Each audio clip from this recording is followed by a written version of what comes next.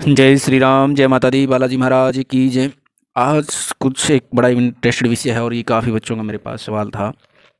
और कई दिन से लगातार ये मैं लाइव में भी देख रहा हूँ, कई बच्चों का सवाल आता रहता है कि वो काफ़ी टाइम से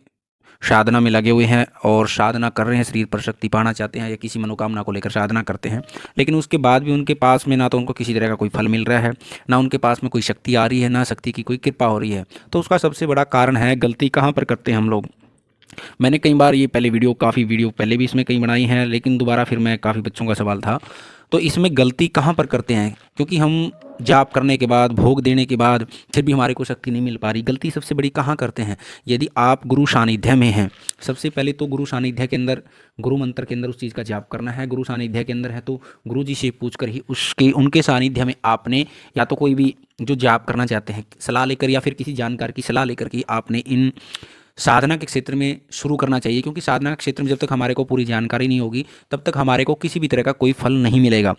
और मंत्र किसी भी तरह का हो, कोई शाबर मंत्र हो, बीज मंत्र हो, वैदिक मंत्र हो या फिर तंत्र का मंत्र हो, इनमें सबसे पहले हम जानकारी किस चीज़ की रखनी चाहिए, मैं आपको पूरी जानकारी दूंगा इसके लिए। और आप जिन जिन बच्चों ने भी चैनल को सब्सक्राइब नहीं किया, चैनल को सब्सक्राइब कर ले और वीडियो को लाइक करें। हमारा बालाजी दरबार लगता है, दरबार की जानकारी हो, फिर यंत्र मंत्र तंत्र या फिर किसी ने ऑनलाइन पूछा लेनी हो, तो आप दरबार की व्हाट्सअप नंबर पर जानकारी ले सकते हैं। और इसके अंदर हमने स्टार्टिंग कैसे करनी है, शुरुआत कैसे करनी है, यदि हमारे पास यदि कोई जानकार नहीं है या गुरु का सानिध्य नहीं है, तो हमने मंत्र की शक्ति पाने के लिए या फिर विशेष मनोकामना को पूर्ण करने के लिए कहाँ से शुरुआत करनी चाहिए।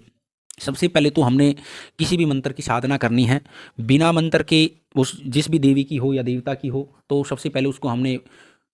पूजा करके पंचोपचार पूजन करो या फिर षोडशोपचार पूजन करके उसके बाद जब हम जप शुरू करना है, जब शुरू करने से पहले हमने संकल्प लेना चाहिए। संकल्प कैसे लेते हैं, संकल्प का मतलब क्या होता है, क्योंकि बिना संकल्प के हमारी पूजा अधूरी रहती है। संकल्प का मकसद है वहाँ तक हमारा लक्ष्य क्या है और पहुँचना क्या है, भगवान जी को जो हम साधना करना चाहते हैं तो साधना के नाम से संकल्प लेना चाहिए। यदि हम कोई विशेष मनोकामना को लेकर उस मंत्र का जप करने चाह रहे हैं या कोई विशेष कोई मनोकामना अन्य कोई नौकरी की या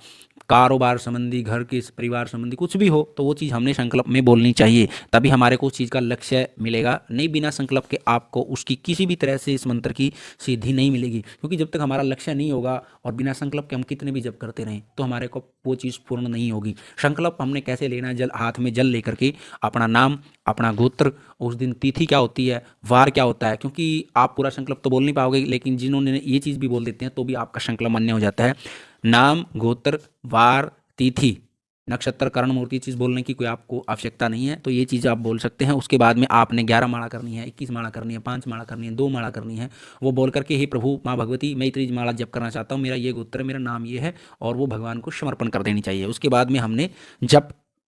स्टार्टिंग कर देना चाहिए। और फिर जप कैसे शुरुआत करना है, जप के लिए सबसे पहले यदि आप गुरु सानिध्य में गणेश जी की माला निकालोगे, फिर गुरु मंत्र की माला निकालोगे और फिर जी आप इष्ट देव की माला, और फिर आप मंत्र का जप जिस भी शक्ति का करना चाहते हो। और ऐसे ही यदि आपके पास गुरु नहीं है तो भगवान शंकर या बाबा गोरखनाथ जी को या फिर अपने इष्ट देव को बना करके, गुरु बना करके उस मंत्र का आप जप शुरू कर सकते हैं। लेकिन जब आपका जप पूरा हो जाता है, जप पूरा होने के बाद भी आपने हाथ में जल लेना है, मेरा ये नाम है, मेरा ये गोत्र है, मैंने इतनी माला जप की। यदि आप बिना गिनती के माला करते तो वहाँ पे यथासंख्या बोल सकते हैं, जब संकल्प में पहले भी और लास्ट में भी दोनों बार भगवान को समर्पण करना वो चीज़।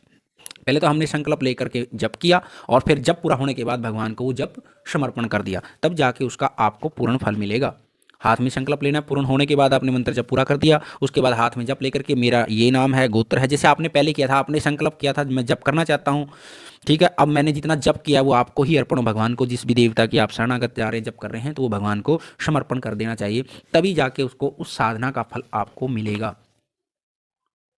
अन्यथा कुछ बच्चे रह जाते हैं, संकल्प करते नहीं है, बिना संकल्प के काम करते, तो जब तक आप संकल्प नहीं करोगे तब तक आपका कोई भी मंत्र सिद्ध नहीं होगा, ना आपको साधना सिद्धि मिलेगी किसी प्रकार के मंत्र की, या कोई मनोकामना को लेकर कर रहे हैं तब तक नहीं मिलेगी। ये दो चीज़ अवश्य करनी चाहिए। और माँ भगवती और बालाजी महाराज की आप कृपा से परिवार सभी पर बने रहे। आप वीडियो को अच्छी लगी तो आप लाइक करना, और हमारा बालाजी दरबार लगता है, दरबार की जानकारी, यंत्र मंत्र तंत्र की जानकारी के लिए आप हमारे चैनल को सब्सक्राइब करें और वीडियो को लाइक करें। जय श्री राम, जय माता।